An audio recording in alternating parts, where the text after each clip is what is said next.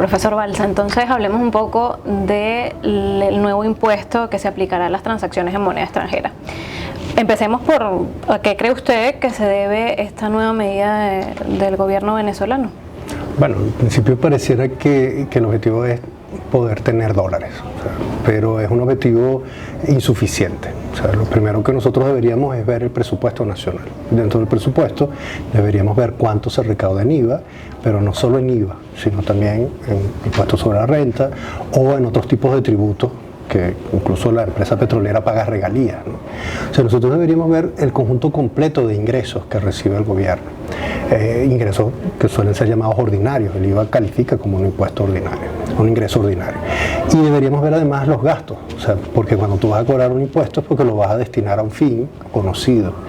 Nosotros no sabemos en qué gasta el gobierno venezolano, ni sabemos en qué proporciones gasta. Lo único que notamos es que algunos gastos lucen muy insuficientes. Lo que ocurre con los hospitales públicos, o con las universidades, o con las cárceles, nos muestra un muy mal uso de los recursos públicos. Además sabemos que hay compromisos de pago de deuda y sobre eso nosotros deberíamos ver la estructura completa. Que el gobierno diga que va a cobrar impuesto al valor agregado en dólares, no nos muestra la integridad del presupuesto, no nos permite saber cuáles son los objetivos últimos y los componentes que hay. Sí nos permite ver además que el gobierno todavía no resuelve o no pretende resolver el problema cambiario, porque yo no tendría por qué cobrar impuestos en dólares si puedo comprar los dólares. Los impuestos en Venezuela el gobierno debería cobrarlos en bolívares, en un régimen cambiario funcional debería poder comprar los dólares. Esos dólares deberían ser vendidos o por el Banco Central o por los privados, y esa intervención del gobierno contribuiría a estabilizar el régimen cambiario. Pero cuando el gobierno dice que va a cobrar directamente los impuestos en dólares, es como que abandona también ese punto. Así que nosotros tenemos, por un lado, una visión parcial e incompleta de la finanza pública, y por otro lado el reconocimiento de un no cumplimiento de los objetivos básicos de un régimen cambiario funcional. Claro. ¿Cómo cree que podrá hacerse esta implementación? Tomando en cuenta además que la facturación que hace la mayoría de las empresas y locales también comerciales son en bolívares, se siguen haciendo en bolívares aunque estén recibiendo dólares. ¿Cómo entonces se haría esta implementación del impuesto? Ese también es un punto muy importante, porque el SENIAT tiene una cantidad de máquinas que están diseñadas para sacar facturas, emitir unas facturas que son documentos legales, en los cuales se establece un porcentaje para esas transacciones que se hacen actualmente en bolívares, que como te digo es como se deben hacer. Esa es la unidad de cuenta que además está en la Constitución. El bolívar es la moneda que el gobierno venezolano tendría que recibir. Tratar de cobrar impuestos en dólares puede convertirse en una medida además discrecional, porque será para aquellos empresas lo suficientemente grandes o comercios lo suficientemente grandes que vendan en divisas, que tengan cajas en divisas, que tengan contabilidad en divisas. Recuerda que hace poco se dijo que había que tener contabilidad también en petros, es decir, hay una sobrecarga de costos para empresas que tendrían que además ser supervisadas para verificar si lo que están declarando es cierto o no, y por esa vía se generan nuevos espacios para la corrupción, puesto que aquel que supervisa siempre puede dar un reporte diferente a lo que efectivamente está observando. Es decir, se genera una serie de distorsiones que son innecesarias e inaceptables. El gobierno venezolano debe cobrar sus impuestos en bolívares y debe comprar los dólares que necesite. Y para eso es necesario un sistema cambiario funcional. ¿Por qué en este momento, a pesar de la eliminación de la ley del régimen cambiario y sus ilícitos, y a pesar de que se habla de cuentas en dólares en los bancos y se habla de una cantidad de puntos como estos, el gobierno venezolano tendría que cobrar directamente los impuestos en dólares? Nosotros no sabemos qué transacciones se están haciendo a través de la banca en términos de montos. Lo único que sabemos es que el Banco Central publica unos montos, unos precios, que son justamente los que declaran los bancos comerciales, pero no cuánto se compró y vendió en ellos. Claro. Así que nosotros no tenemos un mercado cambiario funcional. Si el gobierno quisiera enviar una señal clara de su intención de resolver el problema, en lugar de hablarnos del petro o de cobrar impuestos en dólares, debería cobrar sus impuestos en bolívares y comprar los dólares que necesite. ¿Se puede generar entonces un nuevo mercado negro en términos de estas facturaciones que pueden mentir inclusive los empresarios? Sí, no digamos tanto un mercado en el sentido de que hay compra y venta a un precio, aunque efectivamente la corrupción termina siendo eso, ¿no?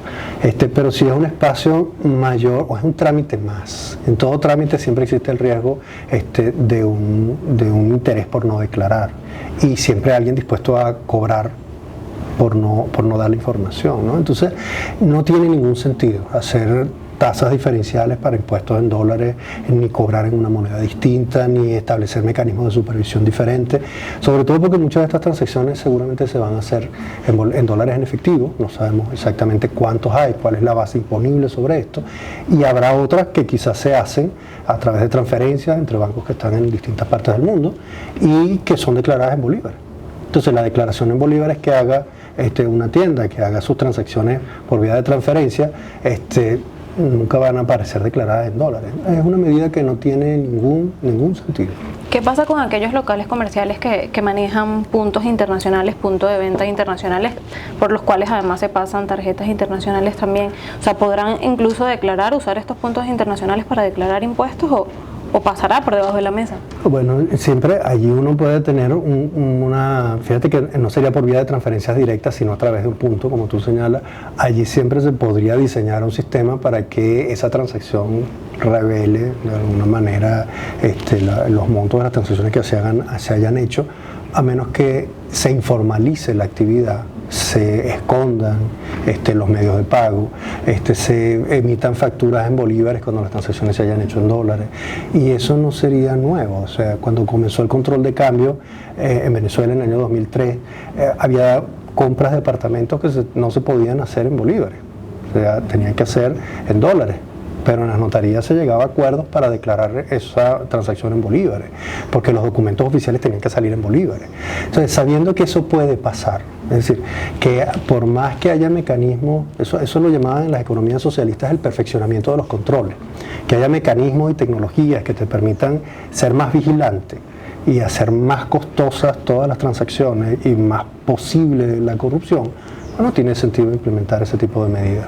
Como te digo, si el gobierno de Venezuela tiene una empresa como PDVSA y PDVSA vende en dólares o en cualquier otra moneda convertible, debería decirnos cuánto recibe y debería decirnos efectivamente cómo se usan esos dólares, en lugar de procurar recibir dólares por vía de impuestos en una moneda que debería poder comprar. Claro. Existe además también el mecanismo del pago por puntos nacionales, pero con tarjetas internacionales. ¿Cómo ocurre esto cómo el BCB recibe estos dólares, digamos, de estas empresas, pese a las sanciones que reposa sobre él?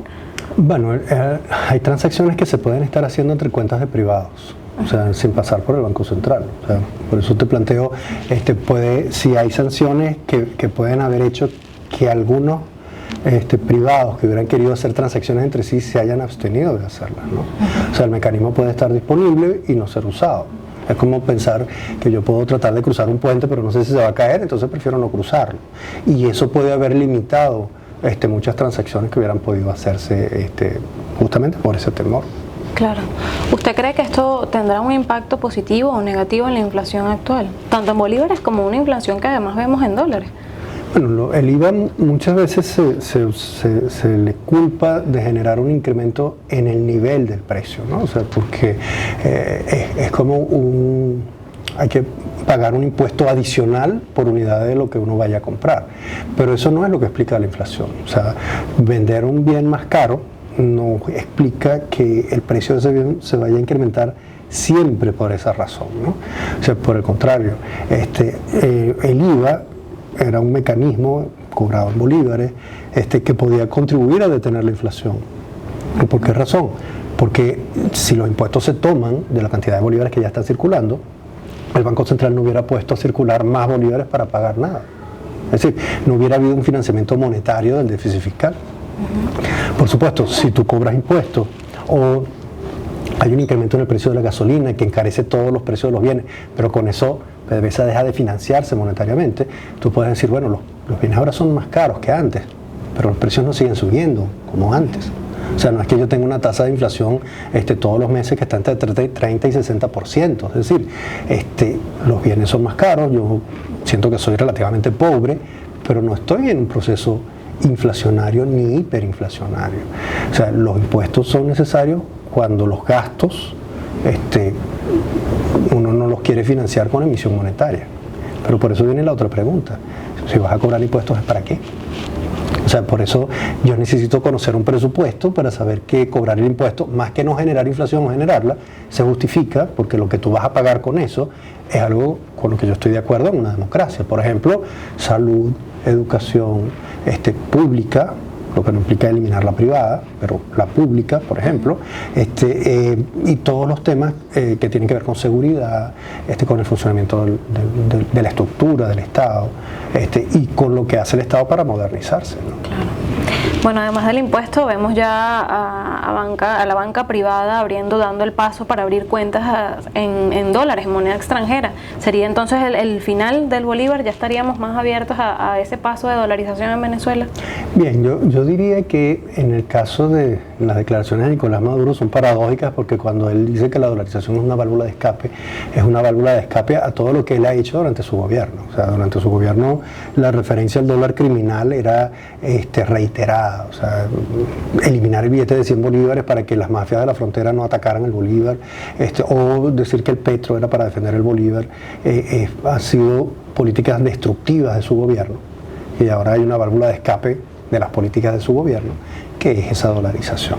Ahora, sobre la dolarización hay varias cosas que decir, ¿no? O sea, esto que ha sido llamado dolarización es el uso del dólar, por un lado, como medio de pago, o sea, directo, el dólar en efectivo. Eso ha ocurrido porque bolívares en efectivo no hay, no porque el bolívar no valga nada, sino porque los billetes dejaron de valer en un proceso hiperinflacionario, a pesar de lo costosos que fueron, porque no puedes usar tarjetas de crédito en bolívares, porque el límite de crédito es muy bajo por el efecto sobre la banca de políticas del gobierno para supuestamente proteger el bolívar. Porque a veces no puedes hacer transferencias porque no hay luz o se va a internet. Es decir, el uso del dólar en efectivo como medio de pago resolvió una cantidad de problemas. Que los precios se fijaran en relación al dólar no era una prueba de dolarización. En cualquier país donde se importen bienes, tú tienes que comprar dólares para traerlos del exterior. Y el precio del dólar es en la moneda nacional. Entonces, que tuvieras que los precios de los bienes subían con el precio del dólar no significaba que la economía estuviera dolarizada, sino que era una economía importadora o que tomaba como referencia la importación. El hecho de que se suponga que dolarizar en el sentido de eliminar el bolívar resuelve los problemas, lo que te crearía son muchos problemas adicionales. Uno de ellos es que ese medio de pago que ahorita es el bolívar dejaría de estar disponible. El bolívar no sirve para ahorrar en este momento, pero sí sirve para pagar. Y por eso hay transacciones que se pueden hacer en bolívares. Ahora, si yo te dijera, vamos a eliminar el bolívar porque con el dólar ya no vamos a tener problemas de corrupción, o problemas de exceso de gasto, o problemas de incapacidad en la gestión pública, estaría diciendo 3 mentiras enormes. O sea, lamentablemente la eficiencia y la honestidad no dependen de la moneda en la que se hagan las transacciones. Entonces uno tiene que reconocer en primer lugar que el problema es de instituciones, de transparencia, de rendición de cuentas. Esos son los problemas que no están resueltos ni se resolverían eliminando el bolívar. Claro. ¿Es viable actualmente recuperar ese bolívar? Yo diría que no solo es viable, sino que es necesario tener una moneda nacional. A veces uno piensa recuperar el bolívar como algo que se va disolviendo y se va perdiendo. Llámese como se llame, una moneda nacional es un instrumento útil para las transacciones dentro de un país. Te pongo el siguiente caso. Supón que eliminas el bolívar o cualquier moneda nacional y te quedas con el dólar, y hay un desacuerdo entre China y los Estados Unidos y los chinos devalúan el yuan y tu moneda es el dólar. ¿Cómo haces tú para poder venderle a Colombia si Colombia devalúa su moneda y sus productos son más baratos? Entonces, tú nada más tienes el dólar, están devaluando con respecto a tu moneda, los productos en tu país se encarecen de inmediato. La posibilidad de exportarle al vecino ya no depende de tus capacidades tecnológicas, de la organización de tus empresas, de tu conexión con el resto del mundo, sino de una moneda de un país más grande que el tuyo, que tiene una pelea con otro más grande que él, que establece un régimen cambiario que te perjudica con respecto a tus vecinos. Entonces uno no debería lanzar por la ventana una moneda nacional con el argumento de que con eso detienes la hiperinflación o que con eso acabas la corrupción, porque hay otras maneras de hacerlo. Bolivia, por ejemplo, tuvo una hiperinflación y tiene su moneda nacional. Alemania tuvo una hiperinflación y tuvo moneda nacional hasta que pasó al euro. Argentina tuvo una hiperinflación y tiene el peso. Entonces, que a uno le digan que la única manera de resolver el problema de la hiperinflación es eliminar el bolívar, es decirle, la causa del problema era que tú tenías una moneda nacional y eras incapaz de manejar una moneda nacional, y por eso mejor toma una moneda que maneja otro país. Claro. Ahí vas a tener otros problemas. Por ejemplo, si yo dolarizara en este momento, las faltas de efectivo podrían venir justamente de que no es tu moneda. O sea, ¿por qué nosotros no tenemos bolívares en efectivo? Porque el Banco Central hizo una pésima política de reconversión monetaria. Pero ¿por qué no hay suficientes dólares para dar cambio en algunas transacciones? ¿O por qué hay quienes no aceptan dólares deteriorados, billetes de baja denominación? Bueno, porque no todo el mundo puede reponer una moneda que no puede llevar al banco y convertir en otra. O sea, eso no lo resuelve dolarizando simplemente. Bien, bueno, muchas gracias, profe. A ustedes.